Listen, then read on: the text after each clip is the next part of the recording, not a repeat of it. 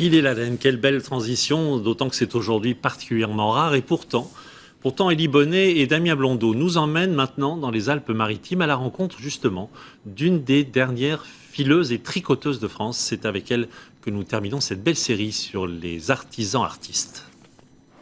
Non loin de Nice, certains laissent leurs draps de coton sécher au soleil. Ils ne savent peut-être pas que sous leur balcon, à l'Escarène, d'autres filent du mohair et tricotent de leurs doigts capes, écharpes ou encore pullovers. Et cela se fait comme les anciens le faisaient. Je suis en train de carder la laine.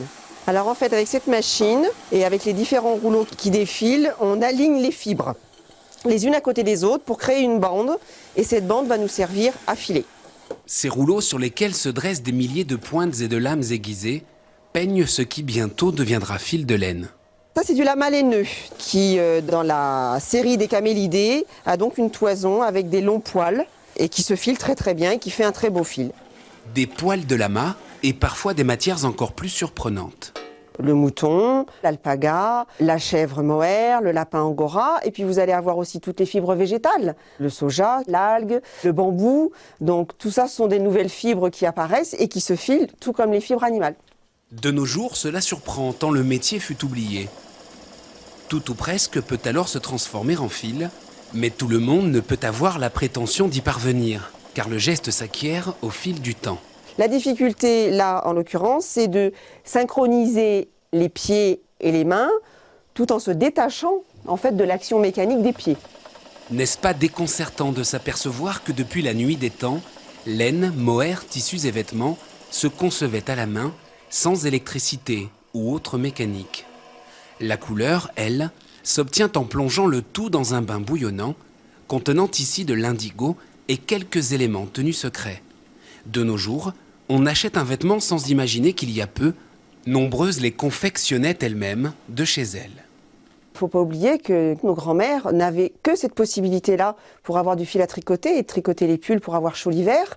Donc ça interpelle. Beaucoup de femmes d'un certain âge me disent « ma mère filait, ah ma mère avait cet appareil-là, ah ma mère avait la cardeuse ». Donc on a encore une génération qui en parle. Et Laurence ne s'arrête pas là. Une fois filées et colorées, ces bandelettes que l'on appelle écheveaux se transforment en pelotes. Depuis mon plus jeune âge, en fait, j'ai toujours eu du fil entre les mains. Et vers la quarantaine, j'ai eu subitement l'envie de créer mon pull du début jusqu'à la fin, c'est-à-dire du fil jusqu'au tricot.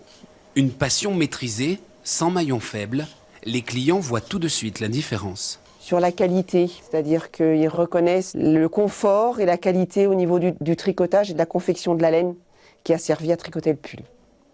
Et ça vous touche? Énormément. Dans un passé proche, Laurence était gardien de la paix et enchaînait les filatures. Désormais, elle est un peu l'ange gardien du filage et une créatrice de pulls tricotés sur mesure. Sur quel modèle s'arrêter, cela semble plus compliqué, quoique. Un bon pull, il doit avant tout vous plaire. Voilà, tout simplement. Avant de refermer ce journal, je reviens sur cette bonne nouvelle que nous apprenions en cours de journal. Et cette adolescente retrouvée vivante en Allemagne, eh bien c'est bien Chloé Rodriguez. Vous savez, cette jeune fille âgée de 15 ans qui avait disparu il y a une semaine dans le Gard et qui aurait été retrouvée donc en Allemagne au cours d'un apparemment banal contrôle routier. Mais bien sûr, Claire Chazal nous en dira plus ce soir à 20h. La bourse de Paris est en légère baisse à l'heure qu'il est, moins 0,29% à 3372 points. Voilà, dans un instant, ce sera la météo de Catherine Laborde. Et puis on va se quitter avec, vous savez, ces belles images que Charles Moin nous a envoyées d'Arcachon cet été, cette dernière bouffée d'été indien avant le retour de l'hiver. Très bon après-midi, bon week-end. Lundi, ce sera Jean-Pierre Pernaut.